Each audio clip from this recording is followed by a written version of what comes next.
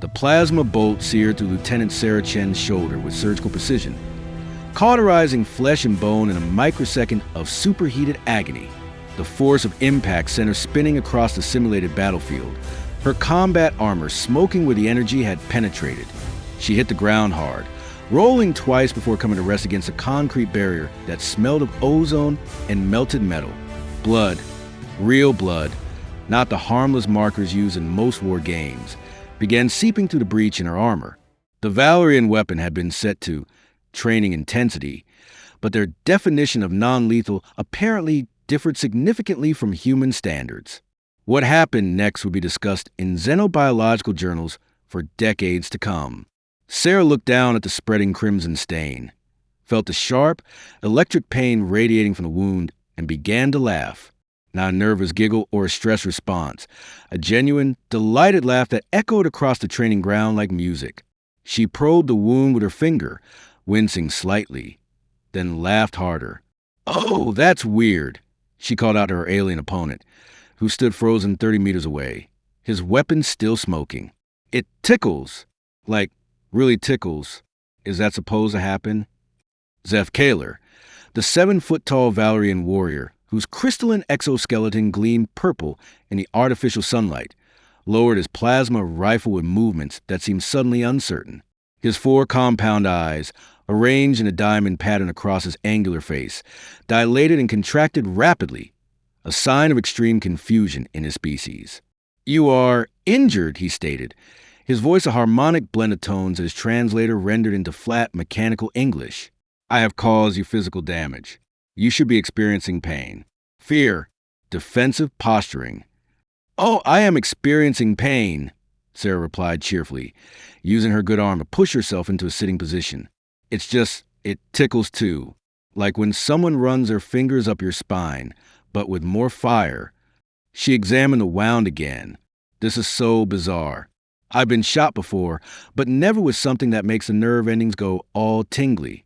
The Valorian's head tilted in a way that suggested his understanding of the universe had just been fundamentally challenged. Around the training ground, other members of the joint human-alien military exercise had stopped their own combat scenarios to stare. Kethri scouts, their fox-like ears twitching with agitation. Bruthan heavy infantry, their rock-like skin shifting through colors that indicated distress. Even the normally unflappable Sethrak medics had ceased their clinical observations to focus on this impossible scene. "Medic!" Someone called, though it sounded more like a question than command. No, I'm fine." Sarah waved them off with her uninjured arm. "Well, not fine, but nothing urgent. Zeph, you gotta tell me about your weapons. The pain-to-tickle ratio is fascinating. Is this how they affect all humanoids, or is it just us?" Dr. Melissa Torres, the human xenobiologist assigned to joint exercises, approached cautiously. She'd seen enough human reactions to combat to know that shock could manifest in unusual ways, but Sarah's vital signs on her medical scanner were reading as remarkably stable. Elevated heart rate, yes, but nothing approaching the crisis level she'd expect from someone with a plasma burn through their shoulder. "Sarah," Dr. Torres said gently, "you're bleeding quite a bit. We should get you to medical." "In a minute," Sarah replied, then looked back at Zeph Kaler. "Seriously, this is incredible. It's like your weapon doesn't just burn. It interacts with our nervous system in some really unique way. The initial impact was like getting punched by lightning, but now it's just this weird, warm, tingling sensation." She paused, considering. "Actually, it's kind of pleasant." The silence that followed was profound.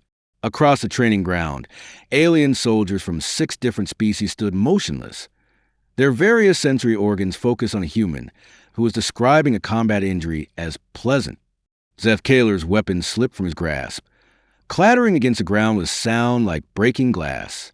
His harmonic voice carried a tremor that his translator couldn't quite mask. This should not be possible. What shouldn't be possible?" Sarah asked, genuinely curious. "You are injured. You are bleeding. You are in pain." Each statement seemed to cost the Valerian significant effort, but you show no fear, no aggression, no survival response. Instead, you express enjoyment. "Well, I wouldn't go that far," Sarah said thoughtfully. It's more like educational. I mean, it hurts, but it's also really interesting. I've never felt anything like this before. She looked around at the assembled aliens, noting their various expressions of distress and confusion. Why does everyone look so freaked out? Dr. Torres was running her scanner over Sarah's wound, shaking her head at the readings. Sarah, your endorphin levels at the roof, but not in a shock pattern. Your brain is interpreting this injury as... I'm not sure how to classify it. Fascinating, right? Sarah grinned, though the movement made her wince slightly. I bet this is giving us all sorts of data about human-Valorian neurological interface possibilities. A new voice cut through the growing murmur of alien languages being spoken to quickly for the translators to keep up. What in the void's name is happening here? Commander Thale Coruscant, the Broodhaunt officer in charge of the joint exercises, approached with the heavy, deliberate steps of his species.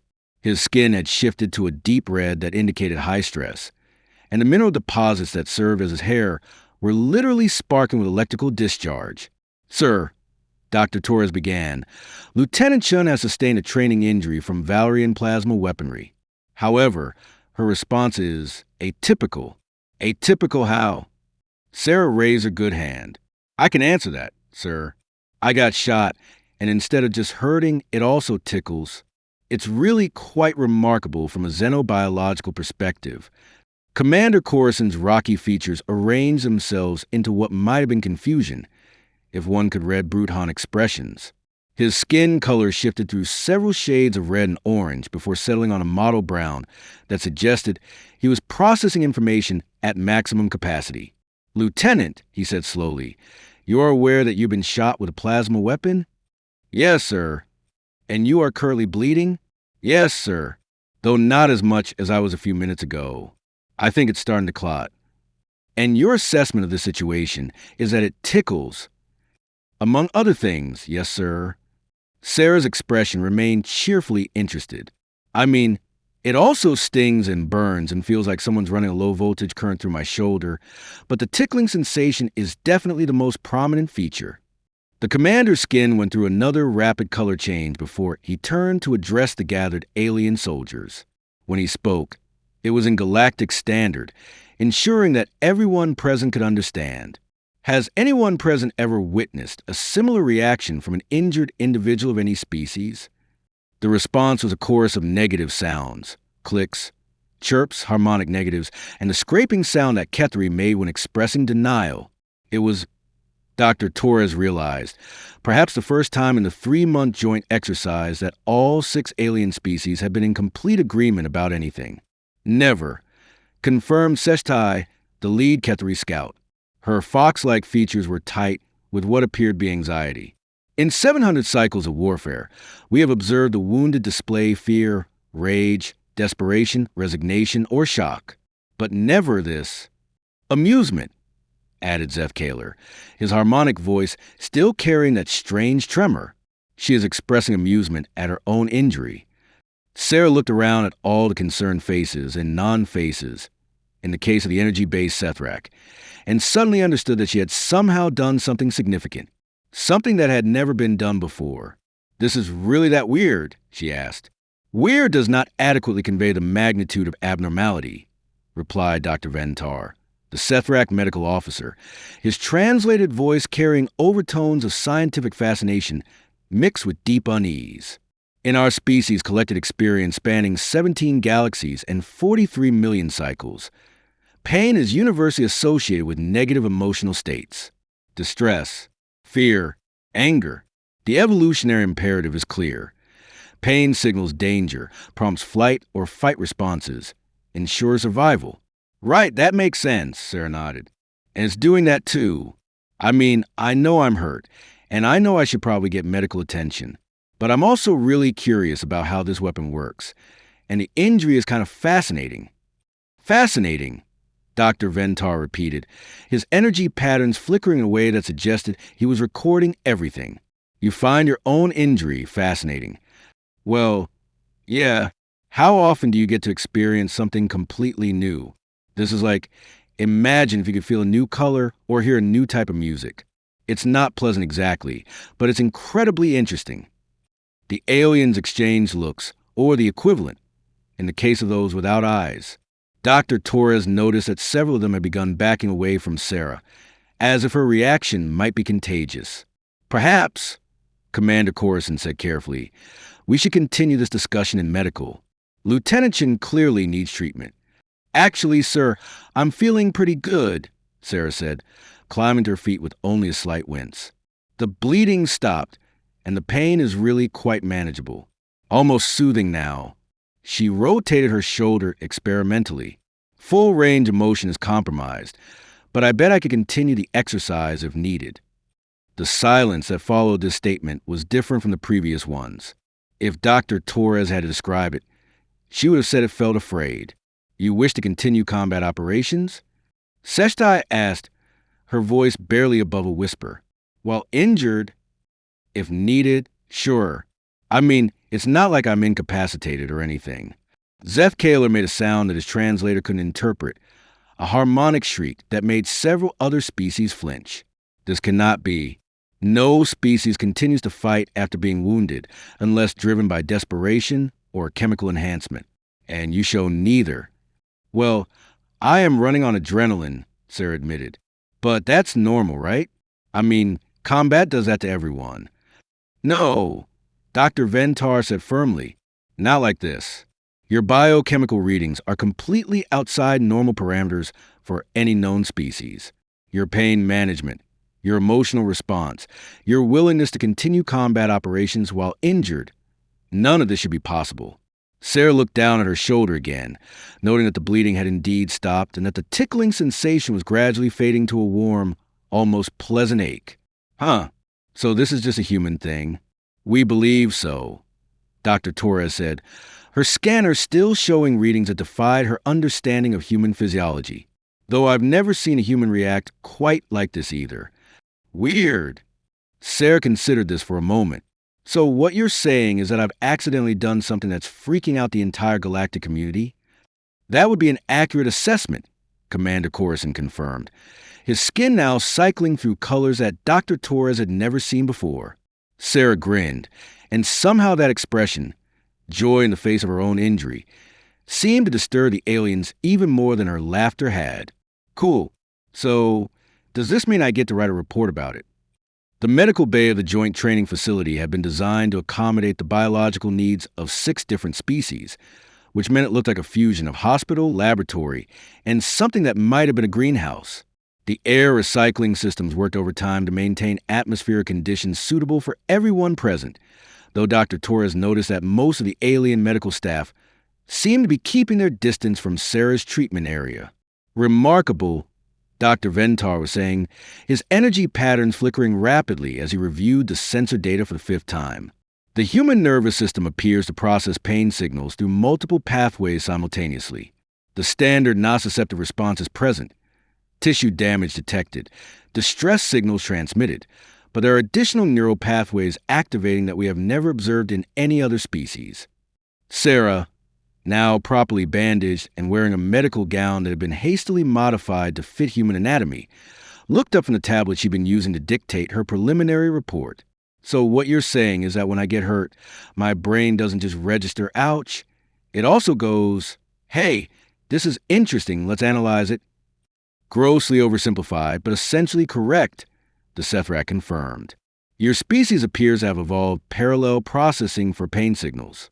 One system handles the survival imperative, fight, flight, seek aid, but another system treats the experience as data to be processed and potentially enjoyed. Dr. Torres looked up from her own research station, where she'd been correlating Sarah's neural patterns with existing human medical databases. I'm finding similar patterns in historical human medical records, but they're usually associated with extreme situations. Combat veterans, extreme sports athletes, individuals in high-stress occupations. But even then, nothing quite like this. What's different about this? Sarah asked. The intensity and consistency of the secondary processing pathway, Dr. Torres explained. Most humans show minimal activation of curiosity and analysis centers during pain episodes. You're showing levels that will be more typical of, well, of someone solving a complex puzzle or experiencing something aesthetically pleasing. "So I'm a freak," Sarah said cheerfully. "Got it. Not a freak," came a new voice from the entrance to the medical bay. An example. Everyone turned to see Colonel James Hendricks, the senior human officer attached to the joint exercises, entering with his usual measured stride. Behind him walked Captain Maria Santos, the human combat psychologist, and Dr. David Kim, the expedition's human physician. "Colonel," Dr. Torres acknowledged, "we were just analyzing Lieutenant Chen's neurological response to being shot and laughing about it, yes." Colonel Hendricks finished. "We've been monitoring the situation since it occurred and reviewing similar incidents from human military history." He approached Sarah's medical bed, noting that the aliens in the room had unconsciously shifted to maintain distance from the humans. "Lieutenant, how are you feeling?" "Pretty good, sir. The wounds close up nicely, and the pain has settled into more of a warm ache. Kind of like a good workout, actually." Colonel Hendricks nodded, as if this was a perfectly reasonable response. "And if you had to engage in combat again right now, I prefer to wait until I'm at full capacity, but if necessary, I could manage it, sir." The harmonic shriek that came from Zethkayla was louder this time, causing several medical instruments to vibrate in sympathy. "Impossible." She speaks of additional combat, as if discussing a recreational activity. "That's because to humans it often is," Captain Santos interjected, her voice carrying the calm tone she used when delivering difficult psychological assessments. "Colonel, how much should we explain?" Colonel Hendricks considered for a moment, looking around at the assembled alien medical staff. "Everything. They're going to figure out eventually, and it's better they hear it from us." Dr. Ventar's energy patterns shifted to what Dr. Torres had learned indicated intense focus. "Explain what precisely?" "Why humans are the only species that laughs at death," Colonel Hendricks said simply. The silence that followed was so complete that the medical bay's life support systems seemed unnaturally loud. Dr. Torres realized she was holding her breath. "I don't understand," Commander Coruscant said finally. "Death is the ultimate negative outcome. No rational species would express positive emotions toward it." "Rational," Captain Santos repeated. "That's the key word, Commander. Humans aren't entirely rational when it comes to mortality. We're the only species in the galactic community that develop what we call gallows humor, the ability to find amusement in dire situations, including our own potential death." "Impossible," Seshtai whispered. "Evolutionary biology dictates that species must fear death to survive. Those that do not fear become extinct." "Most species, yes," Dr. Kim agreed, stepping forward with a tablet full of data. "But humans evolved under extremely challenging circumstances. Our homeworld tested us with ice ages, volcanic eruptions, massive predators, and constant environmental change. Species that were purely rational about danger didn't survive. Those that could maintain optimism and even find humor in desperate situations were more likely to keep trying, keep fighting, keep breeding even when the odds were terrible." Sarah sat up straighter, suddenly understanding something about herself she'd never consciously considered. "So, when I got shot and started laughing, I wasn't being weird. I was being human." "Exactly," Colonel Hendricks confirmed. "What you experienced today wasn't unique to you, Lieutenant. It's an expression of one of humanity's most fundamental survival traits. We are literally the only species in known space that can experience pain, recognize danger, understand that we might die, and still find the situation amusing." Dr. Ventar's energy patterns were now cycling through configurations that his translator couldn't interpret. "This explains much about human military performance," he said finally. "Your species' effectiveness in combat situations has always been statistically anomalous. Most species fight well when confident of victory, adequately when uncertain, and poorly when defeat seems likely. Humans maintain consistent performance regardless of odds."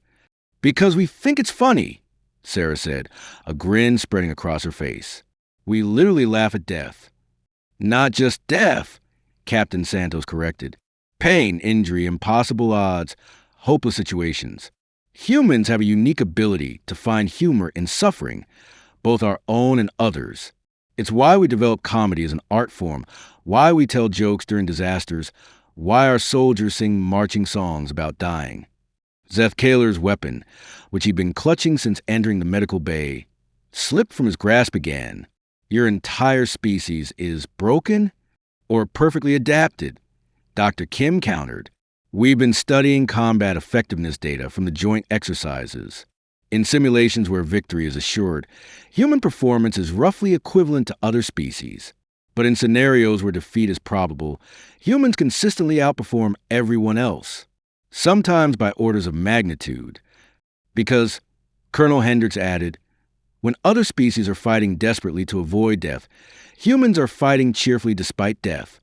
The psychological advantage is enormous. Commander Corison's skin had gone through so many color changes that Dr. Torres was beginning to worry about his stress levels. You are saying that humans are effective warriors because they are amused by warfare? Not amused by warfare itself, Captain Santos clarified. Amused by the absurdity of existence in the face of mortality. We find it funny that we're these tiny, fragile beings in a vast, hostile universe, but we keep trying anyway. It's cosmic humor on a species level. Sarah was nodding enthusiastically now. That's exactly what it was. When I got shot, my first thought wasn't, oh no, I'm hurt. It was, well, this is ridiculous. Like, here I am, supposedly one of the most advanced beings in the galaxy, and I just got taken down by something that makes me giggle. It's absurd. Absurd, Dr. Ventar repeated, his energy patterns now displaying what could only be described as fascination mixed with horror. You perceive injury and potential death as absurd? Sometimes, yeah, Sarah confirmed. I mean, not always. If someone else was hurt, I'd be concerned and trying to help. But when it's me, sometimes the situation is just so ridiculous that the only reasonable response is to laugh. There is nothing reasonable about that response. Zeth Kaler's harmonic voice cracked with strain. You should be afraid. You should be seeking safety. You should be displaying proper respect for forces that could end your existence. Why? Sarah asked genuinely. I mean, I am seeking medical treatment, and I would avoid getting shot again if possible. But being afraid doesn't make the universe less dangerous, and being serious doesn't make death less inevitable. At least if I can laugh about it. I'm enjoying myself right up until the end. The silence that followed was different from the previous ones. Dr. Torres realized that the aliens weren't just confused anymore. They were terrified. Colonel, Commander Corison said slowly, I believe we need to discuss the implications of this revelation. Agreed, Colonel Hendricks nodded. But first, I think our alien colleagues need to understand something important. This trait isn't unique to Lieutenant Chun. It's not even unusual among humans. Sarah, would you mind if I shared some examples from human military history? Go for it, sir. Colonel Hendricks activated a holographic display, showing historical footage and documents. During what humans call World War II, soldiers in desperate situations frequently sang songs, told jokes, and expressed humor even while facing overwhelming enemy forces. During the siege of Stalingrad, human defenders were observed making jokes about their dire conditions even as they starved and froze. The display shifted to more recent footage. In the Battle of New Singapore, when human forces were outnumbered 50-1 by automated defense systems, the final message transmitted by the defenders was, quote, well, this is going to be embarrassing. They were about to die, Seshtai whispered, and they made jokes. They were about to die doing something they believed in, Captain Santos corrected. The humor wasn't denial, it was acceptance. Humans can acknowledge the reality of death while simultaneously finding something absurd or amusing about the situation. Dr. Kim brought up medical data on his tablet.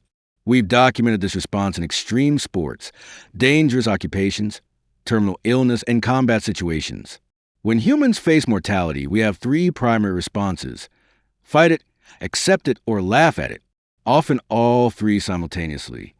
But this makes humans unpredictable, Commander Corison said, his skin now a deep purple that Dr. Torres had never seen before. If your species does not respond to injury and death the way other species do, how can we predict your behavior in critical situations? You can't, Colonel Hendricks said simply. That's part of what makes humans effective in warfare and crisis situations. Our enemies can't predict our responses either. Sarah raised her good hand. Can I ask something? How do other species typically react when they're injured in combat? Dr. Ventar answered immediately. Standard responses include immediate withdrawal from the threat source, defensive posturing, distress signaling to attract aid, and either aggressive retaliation or flight behavior, depending on the species' evolutionary background. Right, so predictable responses. Biologically appropriate responses, Zeth Kaler corrected. Responses that prioritize survival and threat mitigation.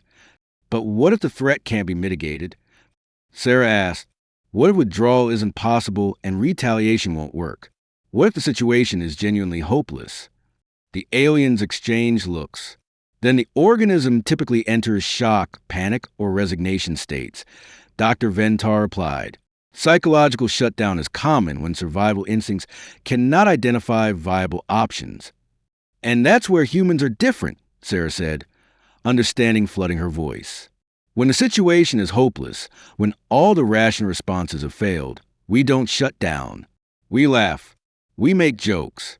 We find something absurd about the whole mess, and we enjoy it. Which means, Colonel Hendricks added, that humans can continue functioning effectively even in situations that would psychologically incapacitate other species. The implications of this statement seem to hit all the aliens simultaneously. Commander Corson's skin went white, a color Dr. Torres was certain she'd never seen from a Broodhan before. You are describing a species that becomes more effective as situations become more desperate, he said slowly. In many cases, yes. A species that finds amusement in mortality. Sometimes, yes. A species that... Commander Corson paused, his skin cycling through colors rapidly. A species that enjoys hopeless battles. Colonel Hendricks considered this carefully. I think enjoys is too strong a word.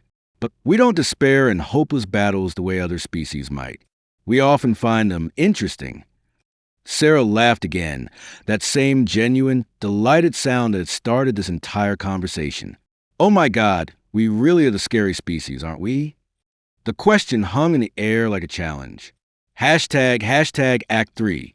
The understanding the emergency session of the Joint Species Military Council convened 6 hours after what would later be referred to in xenobiological literature as the Chan Incident.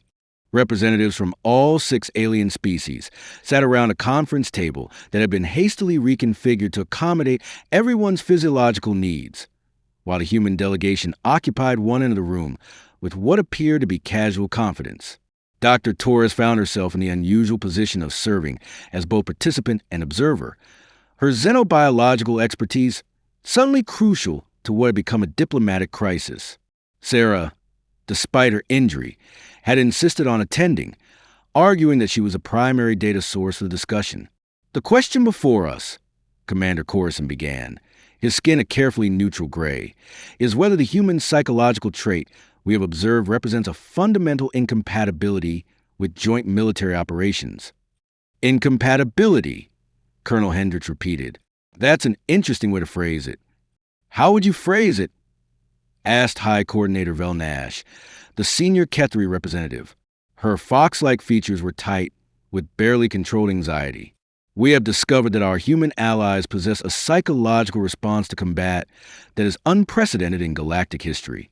They become more effective as situations become more desperate, and they express positive emotions toward scenarios that should trigger species-wide trauma responses. Captain Santos leaned forward slightly. High Coordinator, with respect, trauma is relative. What traumatizes one species might be perfectly manageable for another. Being shot with a plasma weapon should traumatize anyone, Zeth Kaler interjected, his harmonic voice still carrying the strain from earlier. Yet Lieutenant Chin treated it as an educational experience. It was an educational experience, Sarah said mildly. I learned something new about Valerian weapons technology, something new about human neurological responses, and something new about interspecies psychology. The fact that I got hurt in the process doesn't negate the educational value. The silence that followed was becoming familiar. Dr. Torres was starting to recognize it as a pause that occurred when aliens tried to process human responses that fell completely outside their understanding of rational behavior. Lieutenant, High Coordinator Velnash said carefully. You speak of your injury as if it were a positive experience. Not positive exactly, but not entirely negative either. It was informative. You were in pain. Yes. Significant pain. Yes. And this was informative? Very much so. I now know how Valerian weapons affect human neurology. I know my own pain tolerance is higher than I thought, and I know that getting shot has some surprisingly interesting sensory effects. That's valuable information. Dr. Ventar's energy patterns were cycling to what Dr. Torres had come to recognize as his recording everything for posterity configuration. Lieutenant Chun, if you were to be injured again in a similar manner, how would you expect to react? Sarah considered this seriously. Probably similarly, to be honest. I try to avoid getting shot in the first place. But if it happened again, I'd probably be curious about whether the effects were consistent or if there were variables I missed the first time. The Sethrak's energy patterns flared. You would be curious about being shot again? Well, yeah. Wouldn't you? If something had an unexpected effect on your physiology, wouldn't you want to understand the mechanism? No. Came a unanimous response from every alien present. Sarah looked genuinely surprised. Really? You wouldn't want to understand how your own bodies work. Not at the cost of experiencing pain, High Coordinator Velnash said firmly. But the pain is temporary, Sarah pointed out. The knowledge is permanent. Dr. Kim cleared his throat. If I may, I think this illustrates a fundamental difference in how humans and other species weigh costs and benefits. For humans, temporary suffering in exchange for permanent knowledge is often considered a good trade. That's insane, Seth Kaler said flatly. Is it? Colonel Hendricks asked. How do you think humans develop medicine? Engineering? Space travel? Every advance required someone to accept risk, endure discomfort, and occasionally get hurt in pursuit of understanding. But there are safe ways to gain knowledge, Commander Coruscant protested. Simulation, theoretical modeling, controlled experiments with appropriate safety protocols. Sometimes, Dr. Torres agreed, but sometimes the only way to really understand something is to experience it directly. That's how we learned about human responses to zero gravity, extreme temperatures, high acceleration environments, and dozens of other conditions necessary for space travel. By deliberately exposing humans to dangerous conditions, High Coordinator Velnash said, her voice carrying a note of horror. By accepting that dangerous conditions are part of existence and that understanding them is more valuable than avoiding them, Captain Santos corrected. This is why humans volunteer for dangerous missions, participate in extreme sports, and pursue careers that other species would consider suicidal, like military service in joint alien operations. Sarah added with a grin that made several aliens flinch. Lieutenant Chun, Commander Coruscant said slowly, do you consider your current assignment dangerous? Of course. We're testing weapons, tactics, and equipment that have never been used together before, with species that have different physiological responses to everything from gravity to atmosphere to electromagnetic fields. Someone was bound to get hurt eventually. And this knowledge made you volunteer anyway? It made me want to volunteer more, Sarah said honestly. This is the kind of assignment where you learn things that no human has ever known before. How could I not want to be part of that? The silence that followed was the longest yet. Dr. Torres watched the alien representatives exchange looks, gestures, and color changes that suggested intense communication in languages the translators couldn't interpret. Finally, High Coordinator Velnash spoke. We need to understand something about human military philosophy. When humans accept dangerous assignments, is it because you do not understand the risks or because you find the risks acceptable? Usually because we find the risks exciting. Colonel Hendricks answered before Sarah could respond. High Coordinator, humans don't just accept danger, we're attracted to it. Not mindlessly, but deliberately. Danger represents the opportunity to test ourselves, to learn, to achieve things that wouldn't be possible in safe circumstances. That's why human entertainment includes activities like rock climbing, skydiving, motor racing, and combat sports, Captain Santos added. We literally engage in dangerous activities for fun. Seth Kaler made another of his untranslatable sounds. Your species pursues danger for recreational purposes? Constantly, Sarah confirmed cheerfully. In fact, One of the most popular human entertainment genres is horror, stories specifically designed to frighten and disturb us. We pay money to be scared. Why? Dr. Ventar asked, his energy patterns now displaying what could only be described as existential confusion. Because being scared is fun, Sarah said as if this was self-evident. It's exciting. It makes you feel alive. Dr. Torres realized that she was witnessing a moment of genuine first contact, not between species, but between fundamentally different approaches to existence itself. I think, she said slowly, we need to address the core philosophical difference here. From what I'm observing, most galactic species view existence as something to be preserved and protected. Humans view existence as something to be experienced and explored. Elaborate, Commander Coruscant requested. For most species, the goal of life is to continue living safely. For humans, the goal of life is to live meaningfully, even if that involves risk. But death ends meaning, High Coordinator Velnash pointed out logically. Not for humans, Colonel Hendricks said. For humans, meaning comes from what you do with your life, not how long you manage to extend it. A human who dies doing something significant is considered more successful than a human who lives a long time doing nothing important. Which brings us back to why humans laugh at death, Captain Santos added. We don't see death as the ultimate failure. We see meaninglessness as the ultimate failure. Death is just a constraint on time, like any other resource limitation. Sarah nodded enthusiastically. Right. When I got shot today, my first thought wasn't, oh no, I might die. It was, wow, this is new and interesting.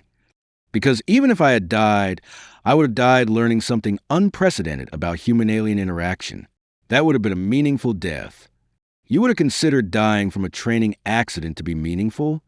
Dr. Ventar asked, his energy patterns now resembling something like static. If my death taught us something important about how humans and aliens can work together? Absolutely. That would be a very meaningful death.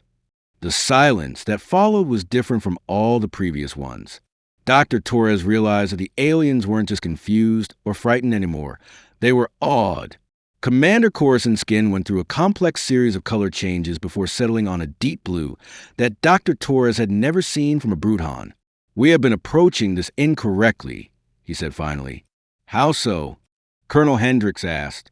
We have been trying to understand human psychology in terms of survival optimization. But humans are not optimizing for survival. You're optimizing for experience. That's actually a very good way to put it, Dr. Torres said.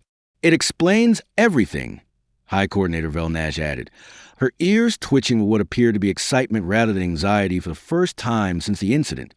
Human military effectiveness, your willingness to accept dangerous assignments, your performance under extreme conditions. You're not trying to survive the experience. You are trying to maximize the experience. Even if the experience kills us, Sarah confirmed. I mean, we'd prefer not to die, obviously, but we'd rather die having done something interesting than live having done nothing worthwhile. This is why humans volunteer for exploration missions, first contact situations, and experimental programs, Dr. Kim added. Not despite the risks, but because of them. Zeph Kaler's weapon finally stopped trembling in his grasp.